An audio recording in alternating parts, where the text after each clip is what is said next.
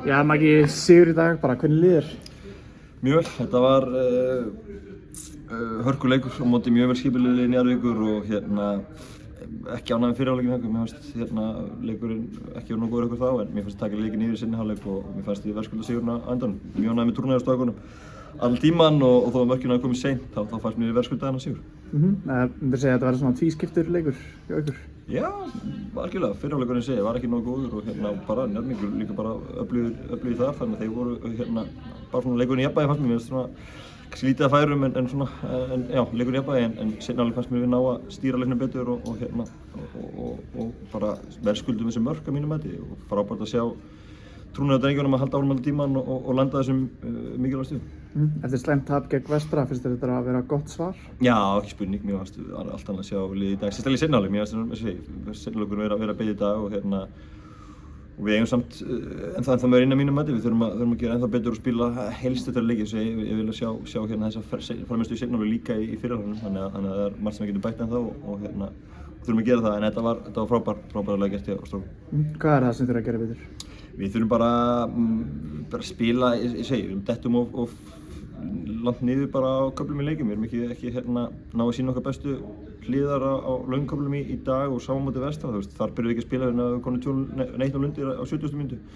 Og í dag byrjum við ekki að spila fyrir í seinni hálfleik okkur kannski alveg level að mínu mati, þannig að við þurfum að mæta grimmar inn í leikina og þurfum að gera það strax á mánudaginn á móti Ægi á heimavelli, þannig að það er næsta verkefni og við þurfum að klára það. Talandi um Ægi, hvernig leik ertu að búast við gegn þeim? Bara hörkuleik og þeir eru búin að vera öflugir í sumar og eiga með fleiri stig í deildinni en þeir eru með að mínu mati. Þeir eru búin að vera óhefnir í mörgum leikjum, þannig að við erum bara undirbúin hörkuleik og við þurfum að síðustu leikur okkar í fyrri umferðinni og við þurfum að klára þann leik vel og vera klárir á mánudag, það er ekki spurning. Nú er þetta svona hefðbundna mót hálfnað, bara svona eftir þess að ætlu leiki, hvernig lítur á þetta?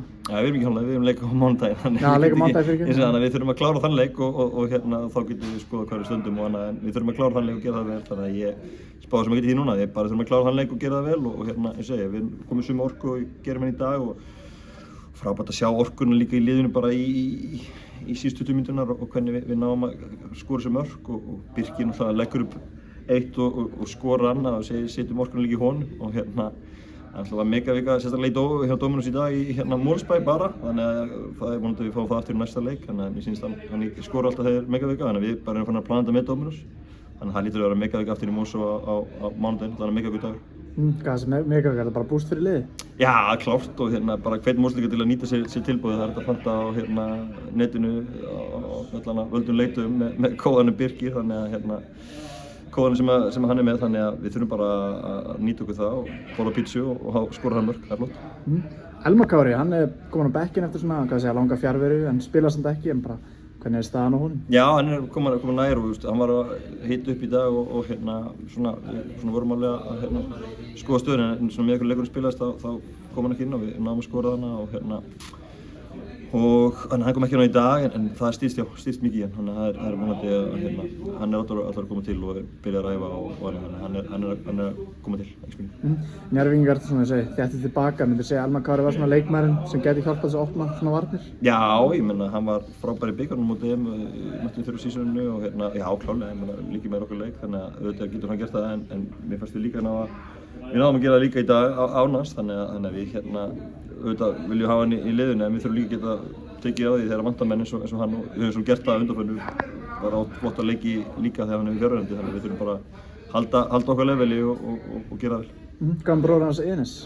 Já, hann er bara kannski viku eftir bara viku tveimur en hann stýst líka hann er á góðum bataði líka og er vonandi klár með fullu.